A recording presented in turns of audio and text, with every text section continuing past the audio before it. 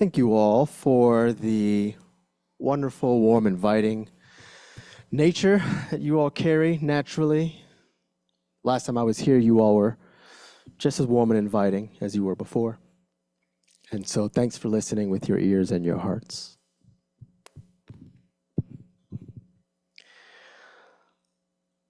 I want to start by posing the question, how many of you in this past week have felt angry? Yes, I figured as much, yes. How many of you this past week have felt the anger course through your day?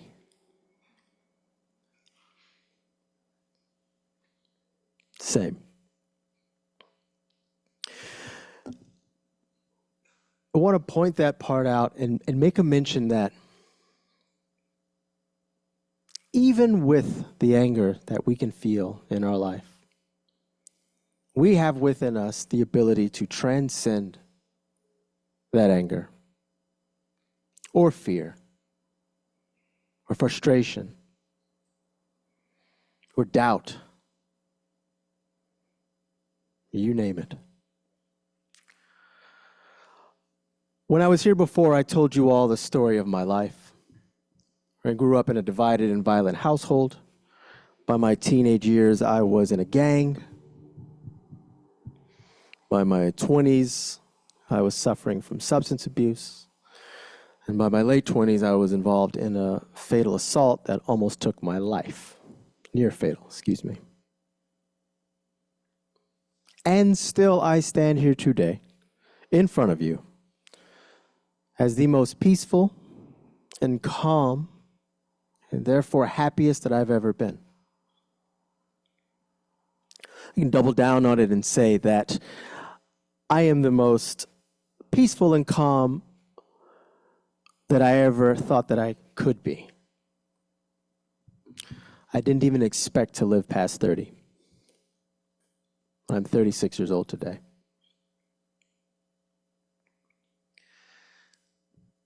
I want to share with you some of the things that got me to that place, but I also want to talk about what it means in this world to transcend that anger or fear or insecurities or worries or fill in the blank. Today, as a public speaker and as a meditation teacher, I teach what's called growth mindfulness. It's the ability of helping people learn how to be the most rooted version of themselves and still participate in this very dynamic world that we live in. Any of you pick up your phones, you'll see something that's going to make you angry. So asking the question if you've been angry this week is an easy one. But much like this logo here, I think we spend a lot of time focusing on our output and sometimes forgetting how much our roots have to be here first. We live in a capitalist society that makes us focus on what are we producing. Every single day it has to be something else we need to create and to do and to sell or to buy and to watch and to share. And at the same time, we are more angry than we've ever been.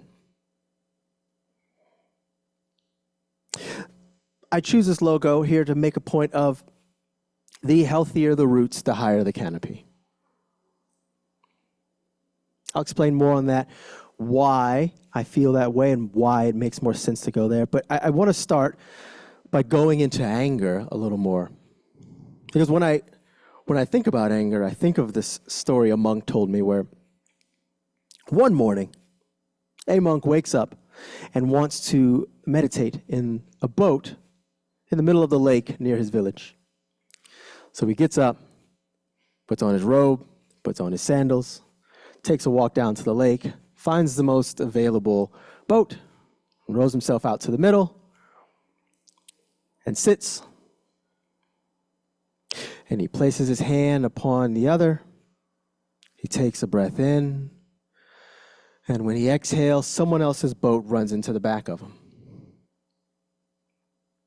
He keeps his eyes closed nonetheless and says, it's okay, not a big deal.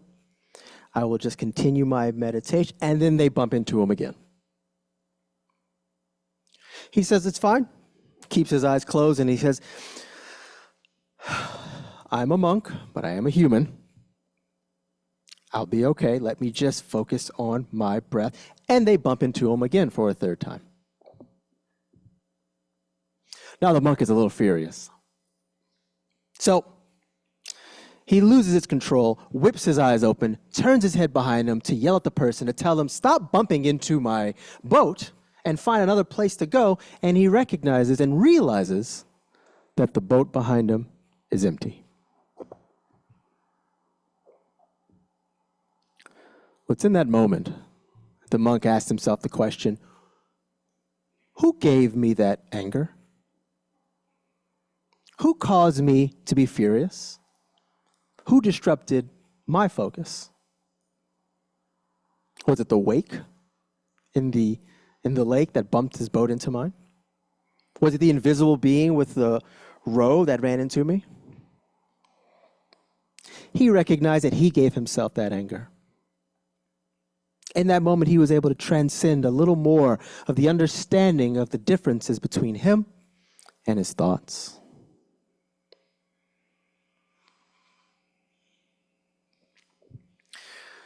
Likewise, there's a story of the Buddha. He's in a grove with his assembly, and a man walks up to him and starts to disparage the Dharma. This is one of my favorite stories. The man is staring at the Buddha, disparaging him, breaking down the Dharma, telling him it's false, telling him he's a false prophet, calling him a skinny, bald imbecile. And the Buddha says nothing. Doesn't respond one way or the other. The man berates him more. Buddha does not respond. The man gets louder. The Buddha does not respond. The man storms off. The assemblymen walk up to the Buddha and said, Lord Buddha, why didn't you speak up? Why didn't you say something? Why didn't you defend the Dharma, the thing you've been talking about for years? The Buddha turns to the men and says, sirs, men, women, if you all go to someone's house and they offer you a plate of food and you say, no, thank you, whose food is that? Who owns that plate? The monks say, well, the person who delivered the food. And the Buddha says, likewise, with anger. Someone offers you anger, and you do not accept it, that is still their anger. Now, any of us at any moment right now can start to think about somebody in our life who angers us. Could be our neighbor, could be our coworker, could be a politician.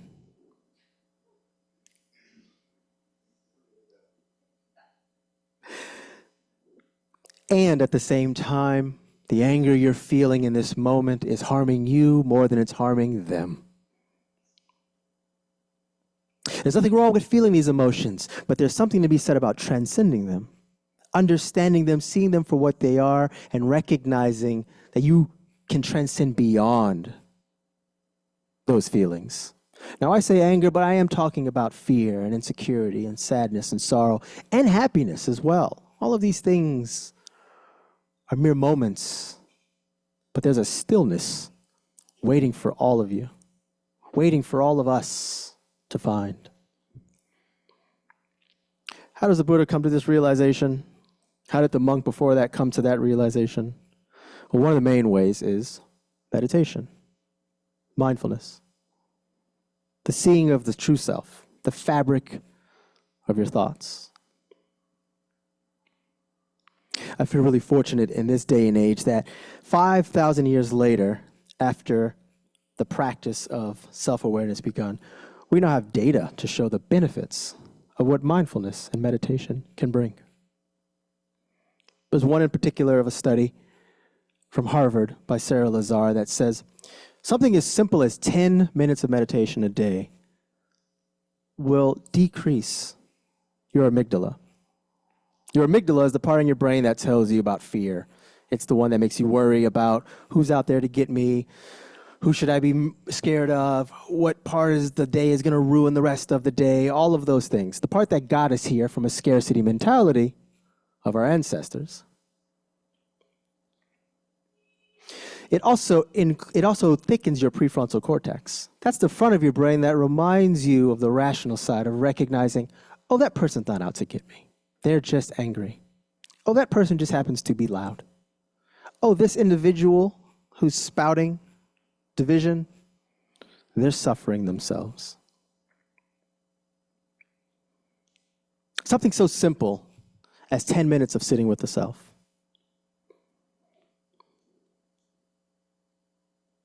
It's an implication that you are more than your thoughts, your feelings, and your actions.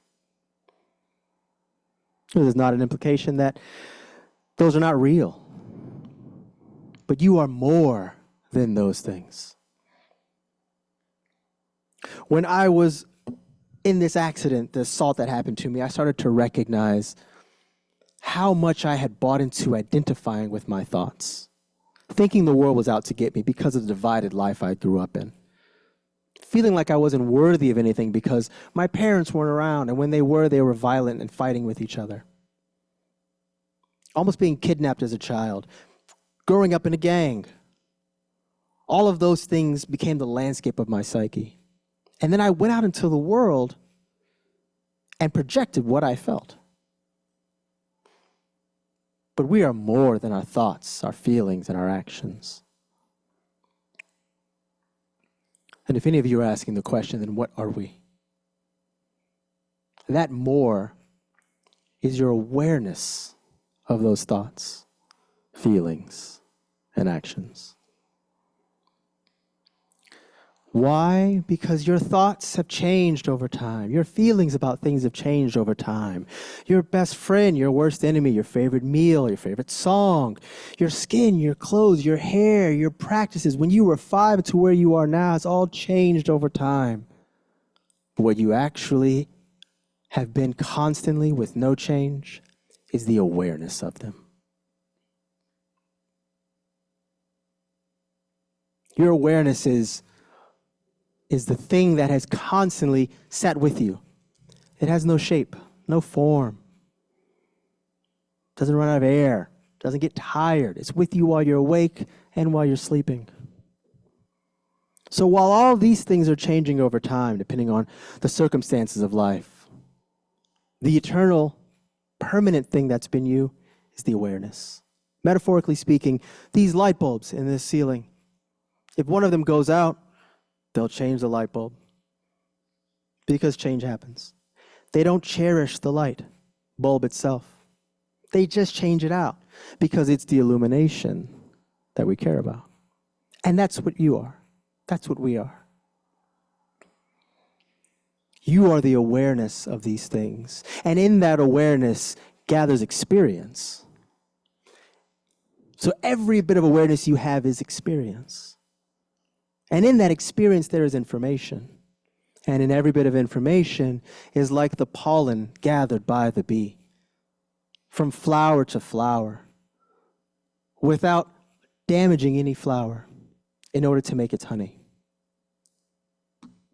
So in your experience of your life, every moment of experience you have, you are the bee.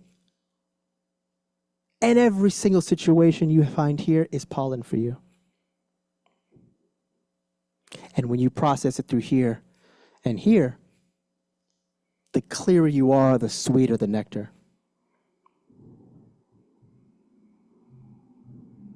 I stand here as a person who spends most of my day thinking to myself, this too is honey. If I grab a spoonful of honey out of a jar, it has no idea from which flower it came.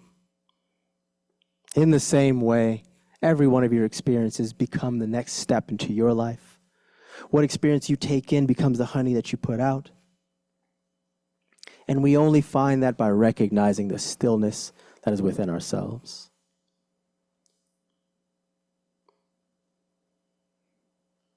Once you find that separation between the two, then you realize that you can make the decision. This is not to say do nothing in the world. There's plenty of work to be done. But let us see the world clear for as it is, because in the actions that we need in this day and age, in this society where there's so much division, the healthier the roots, the higher the canopy. The higher the canopy, the sweeter the fruit. The word karma is Sanskrit. It means fruitive action. That is saying that your action bears fruit into the world. And in that fruit, there's a seed. And of course, the cycle continues. So do you make the decision for yourself whether this fruit is bitter or sweet? I'll go back to where I started by saying, we are in a society where we have to keep producing things. But how kind are we to ourselves? How much space do we give ourselves to deepen our roots? I am, in this moment, the most peaceful and calm and therefore happiest person I've ever been. I didn't expect to even get to this point in my life. And then I stand here with each and every one of you, as beautiful as you are, and I see nothing but healthy roots.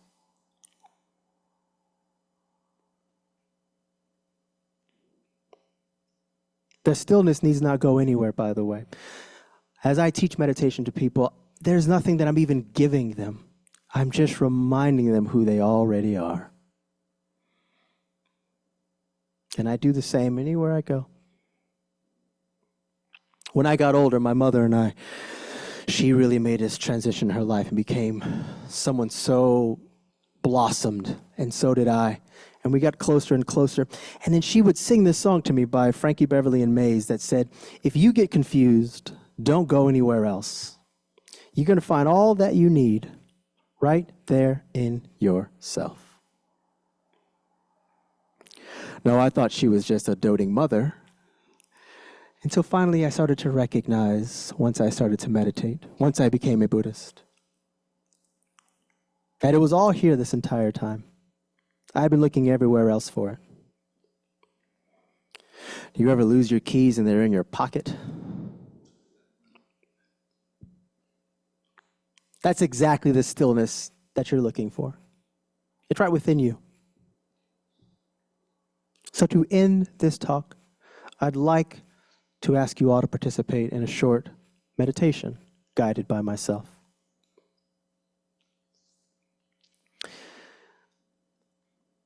I appreciate everybody shifting in their seat right now, getting ready. How many of you have meditated before? Fantastic. You congregation, you guys are so fantastic, I swear. Okay, very easily. Allow the bottom of your feet to be resting on the ground. Allow the corners of your body to rest. That is your hips, shoulders, back, ankles, knees, so on. Just be aware as you sit in these chairs being supported. There's no right or wrong way. And then ever so gently, with no rush and no urgency, slowly close your eyes.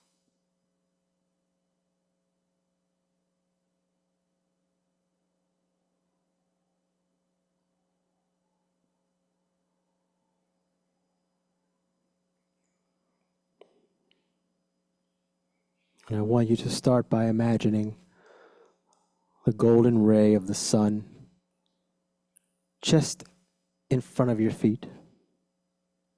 And it slowly starts to scan, warming up the bottom of your soles, relaxing them at the touch. This sun scan is going to scan upward, and each part of your body, it will relax upon touch.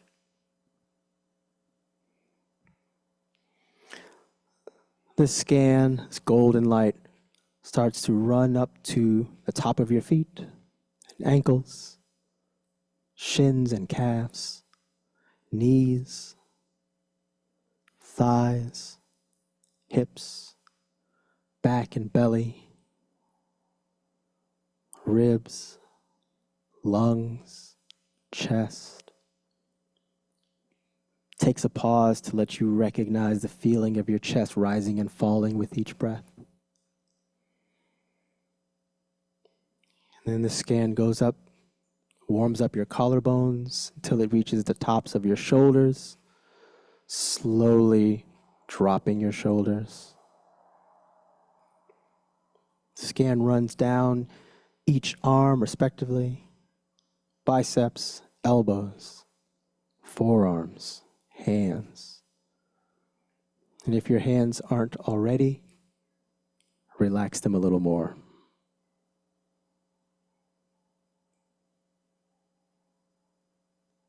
The scan rises back up through your arms to the top of your shoulders, warms up around your neck like a golden chain.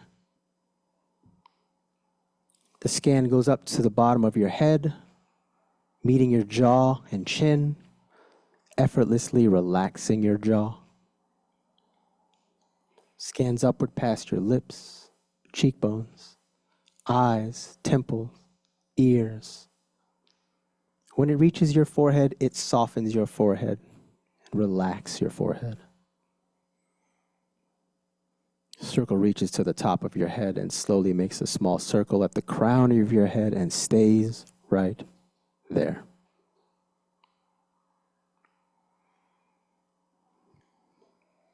That crown will slowly rise the back of your head up. And you will shift your awareness to the texture of the air going in and out of your nostrils. The triangle of your nose feels the texture of the air. And just be aware of it. Is the texture of the air soft? Is it rough? Is it warm? Is it cool? There's no right or wrong answer. There is just awareness. And that's who you are.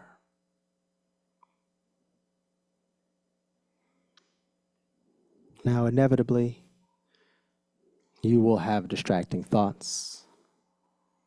There will be distracting sounds externally. And that is okay. With each and every distracting thought, slowly guide yourself back to the focus of your breath.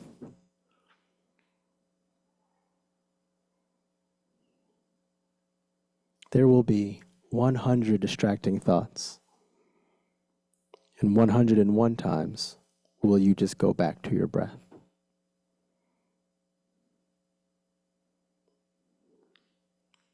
Distracting thoughts, distracting sounds. That's okay. That is the nature of the mind.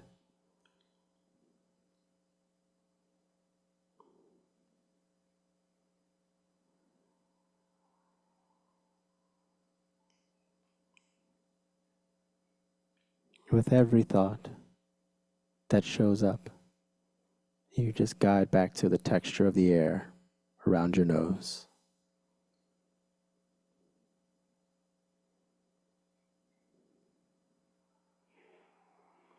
And since you are now a little more separate from you and your thoughts, let's introduce a new thought. Upon every exhale, say the phrase to yourself, I am more than my thoughts.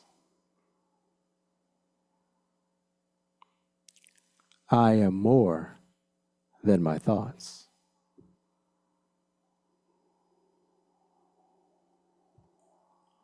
I am more than my thoughts. so much more. The thoughts are a mere t-shirt. You choose which one you want to wear longer, which ones you want to pull out of the closet of your mind. You are more than those. You'll take this mantra with you for the rest of your day. And slowly, with no rush, with no urgency, slowly open your eyes.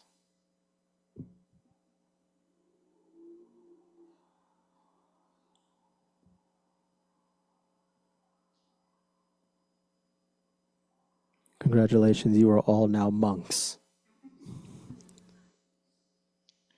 Thank you for participating with me, and thank you for listening with your ears and your hearts.